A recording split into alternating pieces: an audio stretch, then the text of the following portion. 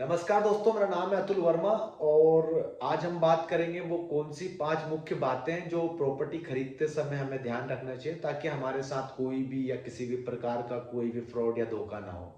देखिए, प्रॉपर्टी के काम में जितना मुनाफा है उतना बड़ा धोखा भी है। 26 साल की उम्र में मैंने कई लोगों को इस मार्केट में रोता हुआ भी देखा है क्योंकि उन्होंने एक छोटी सी गलती कर दी थी। इसीलिए आज मैं आपको वो 5 मुख्य बातें बताऊंगा जो आपको किसी भी प्रकार के फ्रॉड से बचाएगी। वीडियो पूरी देखना क्योंकि आधी अधूरी जानकारी ठीक उसी प्रकार होती है जिस प्रकार की आपने टेलर से पेंट तो सिलवा लिया लेकिन चेन लगाना भूल गए। पहला पॉइंट आता है मालिकाना हक मतलब रजिस्ट्री। सबसे पहले आपको देखना है मालिकाना हक। आसान भाषा में कहे तो क्या बेचने वाला व्यक्ति जमीन का असली मालिक है? इस जमीन की पिछले 30 साल की कड़ी निकलवाया मतलब चेन निकलवाया, मतलब ये जमीन किसकी थी, कोई शासकीय संपत्ति तो नहीं थी 30 साल पहले, या फिर कोई फॉरेस्ट विभाग से संबंधित तो जमीन नहीं थी। ये निकलवा कर यही पता करे कि ये जमीन पहले किसके नाम थी, फिर किसने खरीदी, अब जो आपको बेच रहा है उसके पास कैसे आई। अगर चेन में एक भी कड़ी गायब है तो समझ लो दाल में कुछ काला है। दूसरा पॉइंट आता है दाखिल खारिज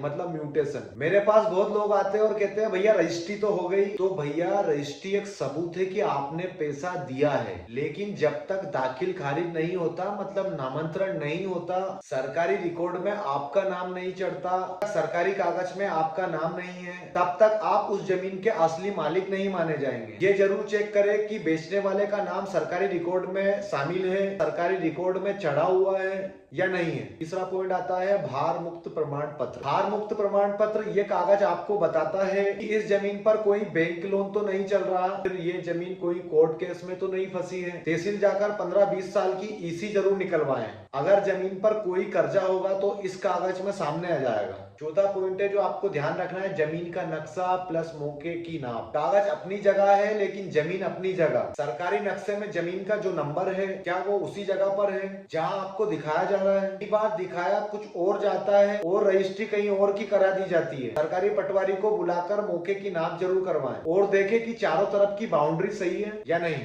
रेरा और स्थानीय विकास प्राधिकरण, अगर आप किसी बड़ी सोसाइटी में प्लॉट ले रहे हैं तो चेक करें कि वह प्रोजेक्ट रेरा से मंजूर है या नहीं। साथ ही उस शहर के डेवलपमेंट अथॉरिटी जैसे एलडीए, जीडीए या नगर निगम उसका लेआउट पास है या नहीं। अगर कॉलोनी अवैध है तो आज नहीं तो कल सरकार का बुलडोजर वहां चल सकता है। इसीलिए सस्ते के चक्कर में अवैध कॉलोनियों में ना फंसे। दोस्तों, जमीन खरीदना कोई रोज का काम तो है नहीं, ये पूरी उम्र की मेहनत होती है। अगर आपको जरा सा भी शक हो तो किसी अच्छे वकील से सलाह लेने में कंजूसी ना करें। अगर आपको मेरी ये कोशिश अच्छी लगी और आप चाहते हैं कि मैं प्रॉपर्टी से जुड़ी और भी ऐसी अंदर की बातें आपको बताऊं तो इस चैनल को सब्सक्राइब जरूर करें। फेसबुक और इंस्टा पे तो आप प्यार मुझे दे ही रहे हैं, यहाँ भी अपनी हाजिरी लगवा दीजिएगा। नीचे कमेंट में बताएं अगली वीडियो आप किस टॉपिक पे जानना चाहते हैं।